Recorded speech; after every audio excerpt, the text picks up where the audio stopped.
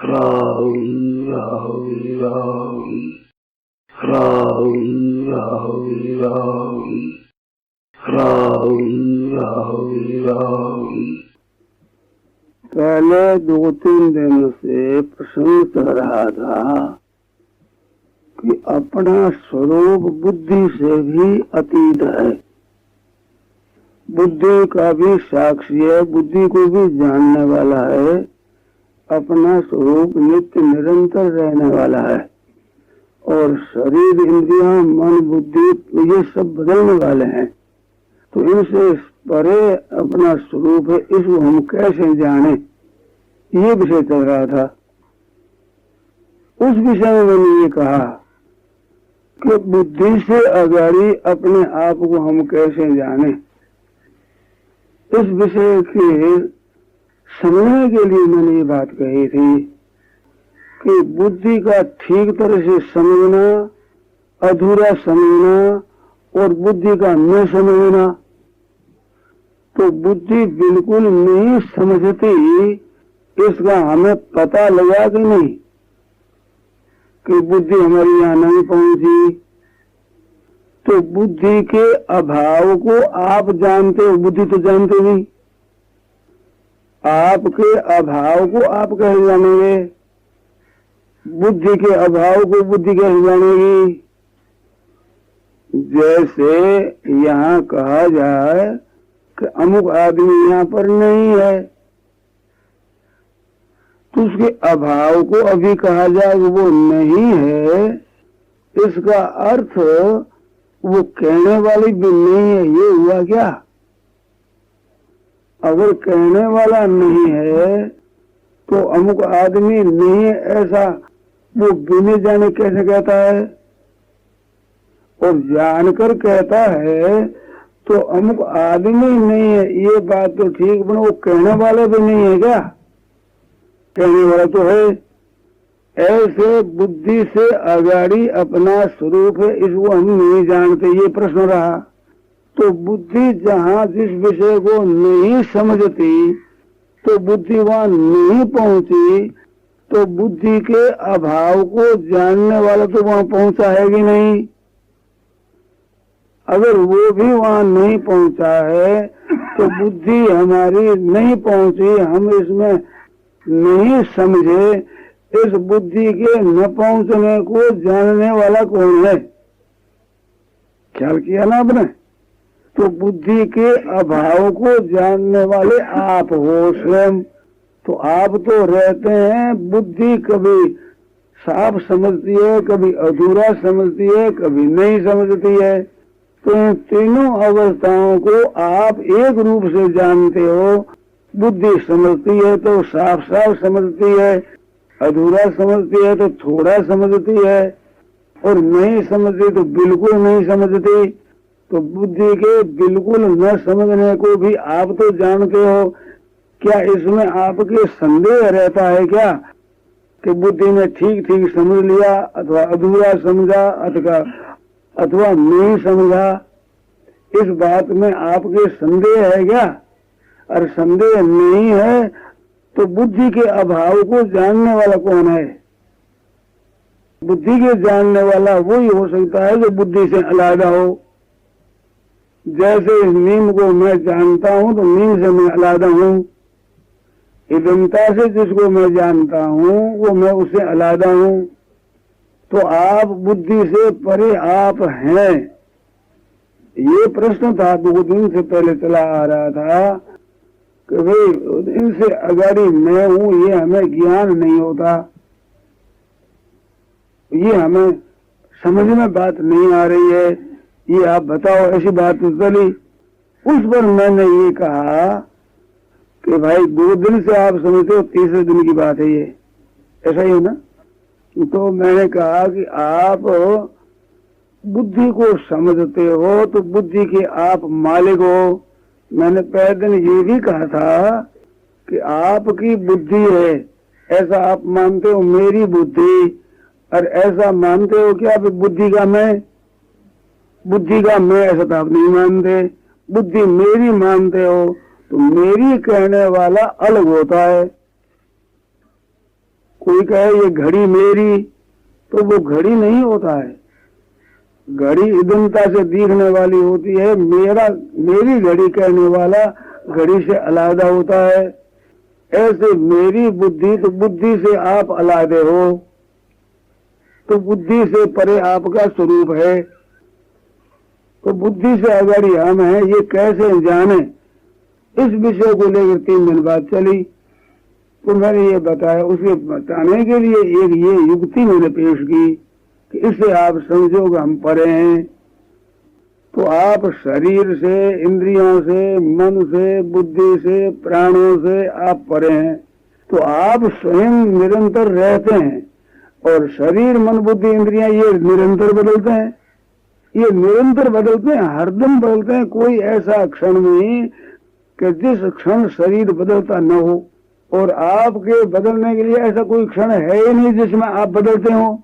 तो आप तो न बदलने में बड़े दृढ़ हैं, और शरीर ये बदलने में बड़ा दृढ़ पक्का है। तो आपका इन शरीर का स्वभाव 2 हुए ना। संसार प्रति क्षण बदलता है, कोई क्षण नहीं जिसमें ये बदलता न हो, हरदम बदलता है। और आप कभी नहीं बदलते हो, आप है जैसे के तैसे रहते हो। तो आप शरीर से अलग हैं, शरीर आपसे अलग है। उस शरीर के लिए, कुटुंब के लिए अनर्थ करते हो, तो आप वो करने वाले आप हो जाते हो। तो फल भागी आपको होना पड़ेगा। रुके यहाँ रहेगा और पाप का भोगना पड़ेगा दंड आपको। ये आप इनसे समझो कि हम कौन है। ये ठीक अक्ल में बात आ जानी चाहिए।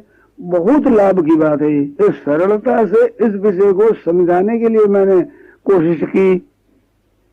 जो मैंने संतों से सुना, पुस्तकों में पढ़ा, उसके अनुसार मैंने जो कुछ समझा, उसके अनुसार मैं आपको कहने का उद्योग कर रहा हूँ। ये विषय बहुत गहरा है। मैंने ये बात भी कह दी कि इस विषय में समझने में मेरे को जोर पड़ा था, मानो मुझे कठिनता पड़ी थी मेरे। वो मैं ऐसा समझता हूँ कि कठिनता का काम नहीं है, बिल्कुल सुगमता से समझ सकता है आदमी। मेरी ये धारणा है। अब इसमें आपकी कठिनता हो, अब पेश करो, क्या कठिनता है बोलो। बुद्धि की आपने 3 संज्ञा बताई। हाँ। पूर्ण जानकारी, अधूरी जानकारी और नई जानकारी। हाँ। अधूरी जानकारी और नई जानकारी में तो बुद्धि अलग दिखती है, वो स्वयं अलग दिखता है। हाँ। लेकिन पूर्ण जानकारी में क्या स्वयं बुद्धि से मिल जाता है या नहीं मिलता है ही नहीं। वो पूर्ण जानकारी को अपने बुद्धि के साथ में मिल करके बोलता है, मिलकर के बोलता है। जैसे मैंने उदाहरण दिया कि धनी आदमी कहता मैं धनी हूँ, तो बैंक में पड़े धनी के साथ एकता करके बोलता है मैं धनी हूँ। ये मैंने उदाहरण दिया था नहीं। तो तू धनी कैसे हुआ? तू अलग है, धन अलग है। तो धन में अपना डेरा लगा कर कहता है कि मैं धनी हूँ। ऐसे शरीर में डेरा लगा कर कहते हैं कि मैं अमुक नाम वाला अमुक आदमी हूँ।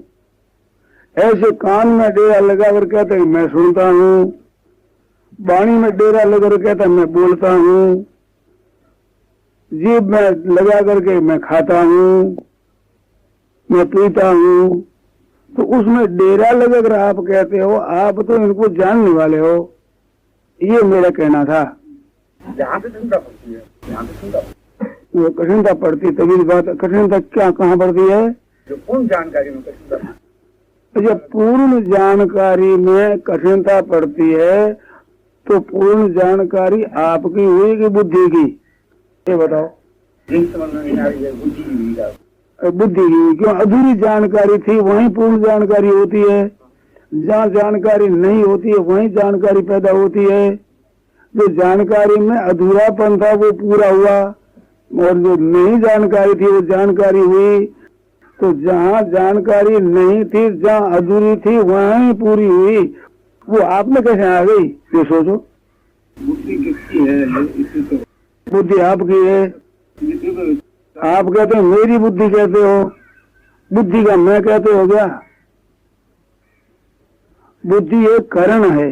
जैसे मैं कलम से लिखता हूँ तो मैं कलम थोड़ा ही हूँ, मेरी कलम है। ऐसे बुद्धि से मैं जानता हूँ, तो मेरी बुद्धि है, मैं बुद्धि थोड़ा ही हूँ। बुद्धि ने ठीक जान लिया, उसने आप उस ठीक जानने में डेरा लगा देगा मैं जानता हूँ। जैसे धन बैंकों में पड़ा और मैं बेधनी हूँ, इसमें ये दिया कि आप वहां डेरा लगा देते हो। आप अलग हो, धन अलग है। आप अलग हो, आपकी विद्या अलग है। जितनी आपने पढ़ाई की है, उस पढ़ाई को लेकर के मैं विद्वान हूं मानते हो, तो पढ़ाई का संग्रह हुआ बुद्धि में। लकवा मार जाता है तो बुद्धि कमजोर हो जाती है, याद नहीं रहता। आप रहते हो, आप वैसे कैसे रहते हो? तो बुद्धि में संग्रह हुआ, उसको मान ले मैं विद्वान हूं। जानकारी बुद्धि में आई कि मैं जानकार हूं। शरीर निर्बल हुआ कि मैं निर्बल हो गया। शरीर बीमार हो गया, मैं बीमार हो गया। शरीर ठीक हो गया, मैं ठीक हो गया। ये तो उसके साथ मिलकर बोलते हो आप। इन दोनों का विश्लेषण करो। ये प्रश्न था उनसे, अगर मैं हूं कैसे जानूं, ये मूल प्रश्न था। उस मूल प्रश्न के सुलझाने के लिए बातें मैंने रखी। अब इसको पूछो आप। जैसे आज प्रश्न आया कि बुद्धि मेरी ठीक जान लेती है, तो मैंने इस बात को जान लिया। तो जान लिया, मैंने जान लिया कि बुद्धि ने जान लिया, इसमें विश्लेषण हम कर नहीं सकते। ये प्रश्न आ जाया। तो मैंने कहा जहां नहीं जानती थी बुद्धि, तो वही जानने लगी। नहीं जानने का दूसरा था, जानने वाला दूसरा हो गया। ऐसा हो सकता है क्या? जो नहीं जानती थी, अधूरा जानती थी, वही बुद्धि जानती है। अब बुद्धि में आपने डेरा लगाकर मैं जानता हूं कह दिया। कैसे कह दिया? कि बैंक में पड़े हुए धन को मैं धनी हूं, ऐसा कह दिया। उसने डेरा लगा करके मेरा धन है, सब मैं धनी। ऐसे सूर से में डेरा लगा कर मैं बीमार। ऐसे बताया कान में डेरा लगा कर मैं सुनता हूँ। जबान में डेरा लगा के मैं बोलता हूँ। शरीर में ताकत है, उसमें साथ में मिलकर कहते मैं बलवान हूँ। सही शक्ति नहीं कि मैं निर्बल हूँ। ये तो उस हाँ में हाँ मिलाकर साथ में मिलकर कहते हो। मिलकर कहते हो, उसमें ख्याल रखो, उसमें होश से जरा काम करो, बेहोशी से मत करो। बेहोशी क्या? कि आप अपने बाप के सामने जाते हो तो कहते मैं बेटा हूं, और अपने बेटे के सामने जाते हो मैं तो बाप हूं। आपको पूछा जाए सच्ची बात बताओ, तुम बाप हो बेटा हो? बदलते क्या हो? तो आप ना बाप हो ना बेटा हो। बाप के सामने आप बेटा हो, बेटे के सामने आप बाप हो। तो आप बाप के लिए बेटा हो, बेटे के लिए बाप हो। तो बेटे के लिए आप बाप हो, तो बाप को जो करना चाहिए वो कर दो। मेरा बेटा, उस पर कब्जा क्यों करते हो? और बाप के लिए बेटा हो तो बेटे को जो अच्छे से अच्छा काम करना बाप पर कर दो, और बाप के ऊपर अधिकार। अगर ये अधिकार जमाना छोड़ दो, आप मुक्त हो जाओ, आपका कल्याण हो जाए। बेईमानियों का बंधन है। आप पति हो तो पति का कर्तव्य पूरा पालन करो। वो पालन करती है कि नहीं करती है स्त्री, आपका कहना मानती है कि नहीं मानती है, इसकी आप चिंता मत करो। उसको उसके भले के लिए कह दो, शिक्षा दे दो, कह दो, परंतु आशा मत रखो कि ये मेरा कहना करे, क्योंकि भाई ये स्वतंत्र है करने में। मेरा काम, मैं पति हूं तो पति का काम अपने पूरा करो, अच्छी तरह से पालन पोषण, उसका संरक्षण आदि देना वो ठीक तरह से दो। उसे कब्जा कर लेते हो भाई। आप परमात्मा की प्राप्ति के लिए आए हो कि बेटा और स्त्री पर कब्जा करने के लिए आए हो? धन संपत्ति घर पर कब्जा करने के लिए आए हो कि परमात्मा प्राप्ति के लिए आए हो? आए परमात्मा प्राप्ति के लिए, कब्जा कर बैठ गए, फंस गए। तो ये बात समझ तो लो, हम कैसे फंस गए, कैसे बंधन हुआ है, इसको पूरा पूरा आप समझो ठीक तरह से। मैं कहता हूँ निहाल हो जाओगे, बिल्कुल सच्ची बात है। आप सोचो कि ऐसा होने से निहाल हो जाओगे कि नहीं। आपने कर्तव्य आपका पूरा पालन कर दिया, स्त्री पुत्र ने आपकी बात नहीं मानी, तो नुकसान उनके होगा, आपकी क्या नुकसान होगा? अब यह सोचो, मैंने मेरी बात ठीक कह दी समझाने के लिए, और आपने नहीं मानी, तो मेरी क्या हानि हो गई? मैंने अपनी बारी निकाल ली, आप भी अपनी बारी निकाल लो। इसमें स्वे कर्मणि अभिरता संसिद्धि लभते नरा। अपने अपने कर्तव्य का पालन करने वाला मनुष्य सम्यक सिद्धि को प्राप्त हो जाता है। अब आ गया ना ख्याल में, इसका मनन करो, और मन अगर अधूर पड़ जाए तो फिर पूछो। आप कृपा करके पूछो तो मैं तो बड़ी भारी आपकी मेहरबानी मानता हूँ। आपने बड़ी भारी कृपा की, मेरे पर बड़ी दया की, बहुत दया की। क्योंकि मेरी बात की तरफ आप ध्यान दे और दया मानूंगा कि नहीं। आपका बेटा भी आपका कहना करेगा तो आप राजी होंगे कि नहीं। आपके पिता आपका कहना करे तो राजी होंगे कि नहीं। ऐसे मेरी बात आप मानोगे तो आपका माइट पना मानूंगा मैं। तो बड़ी कृपा करी आपने। नारायण नारायण नारायण। राम राम राम। यह प्रवचन परम पूज्य स्वामी जी श्री राम सुखदास जी महाराज द्वारा दिनांक 22 अगस्त 1982 को प्रातः 5 बजे नित्य स्तुति के बाद योग साधना आश्रम बापू नगर जयपुर में दिया गया। राम राम राम।